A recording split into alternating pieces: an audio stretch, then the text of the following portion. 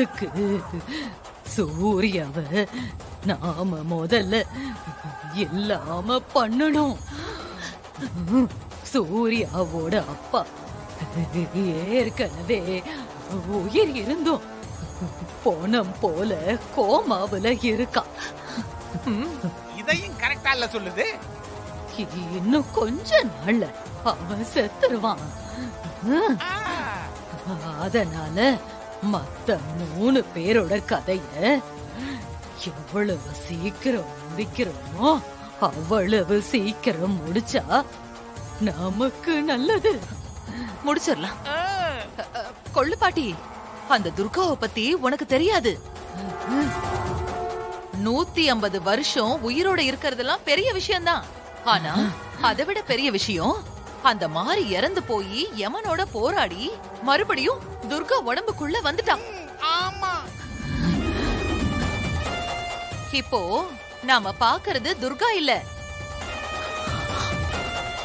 துர்கா உடம்புக்குள்ள இருக்கிறது அந்த மாரியோட ஆத்மா. ஆமா, அந்த மாரி அழிக்கிறது அவ்வளவு சுலபம் இல்ல பாட்டி. அந்த மாரிக்கு ஒண்ணுன்னா ஊர்ல இருக்கிற மொத்த சாமியும் கிளம்பி அவளுக்கு சப்போர்ட் பண்றதுக்கு வந்து சேர்ந்துரும். நாங்களும் 1000 எபிசோடா படாத பாடு பட்டுக்கிட்டு இருக்கிறோம் பாட்டி. ஆமா. ஏ தாரா, நீ பொண்ண போலவே என்னையும் நினைச்சு பேசுற. என்னோட சக்தி என்னன்னு உனக்கு தெரியாது.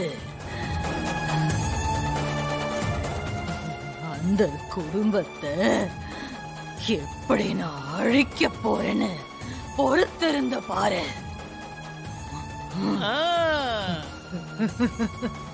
சரி பாட்டி, உன் வழியில நீ முயற்சி பண்ணு, என் வழியில நான் ட்ரை பண்றேன். ஓகே கொள்ளு பாட்டி, நாம அப்புறமா மீட் பண்ணுவோம்.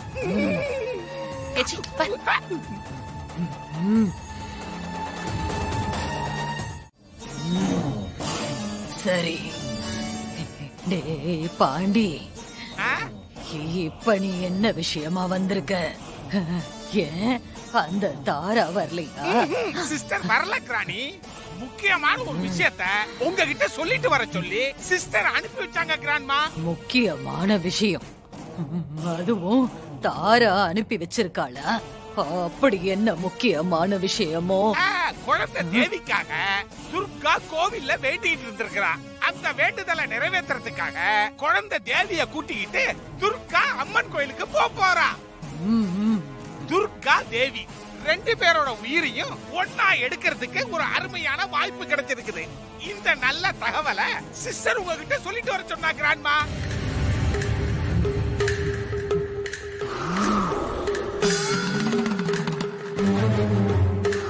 என்ன கிராண்ட்மா, கடுமையான சிந்தனையில மூழ்கி போயிருக்கிறீங்க?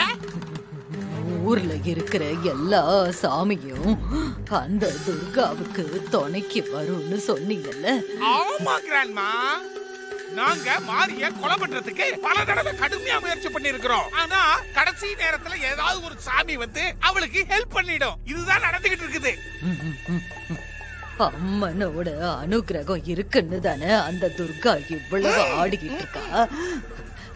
இன்னைக்கு அந்த அம்மன் சன்னிதானத்துல வச்சே அவளுக்கு நான் யாருங்கிறத காட்டுறேன்.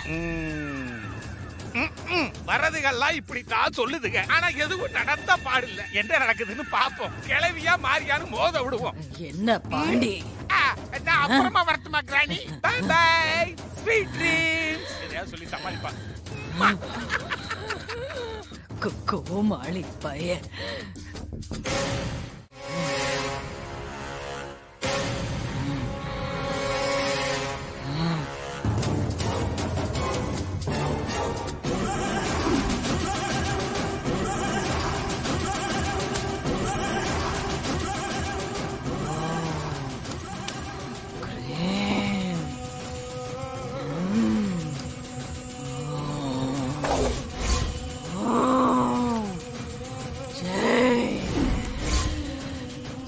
பத்ரகாளி,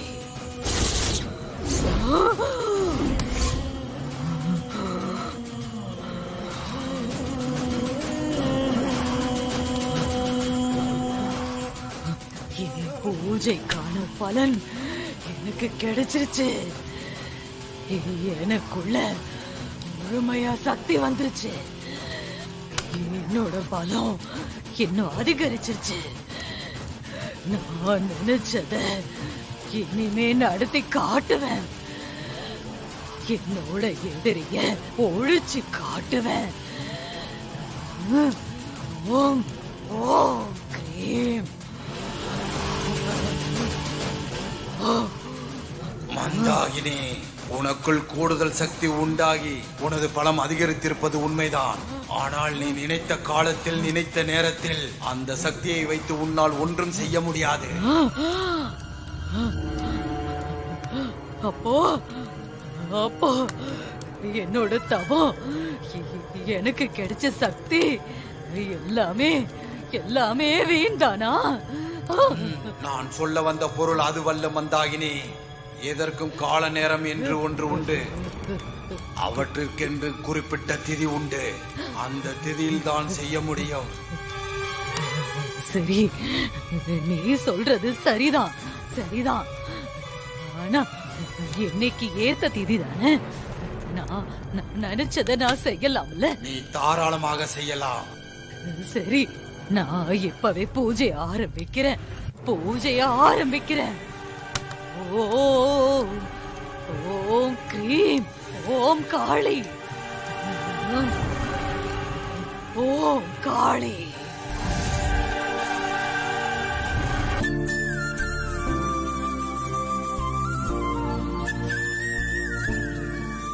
தேவி அம்மா, நமக்கு திரும்ப கிடைச்சதுல எனக்கு ரொம்ப சந்தோஷமா இருக்கு துர்கா. இதே மாதிரி சூர்யாவும் நமக்கு திரும்ப கிடைச்சிட்டா நம்ம சந்தோஷம் இன்னும் ரெட்டிப்பாகும். எல்லாமே இந்த அம்மனோட அருள் தாம்மா. வாங்க போலாம்.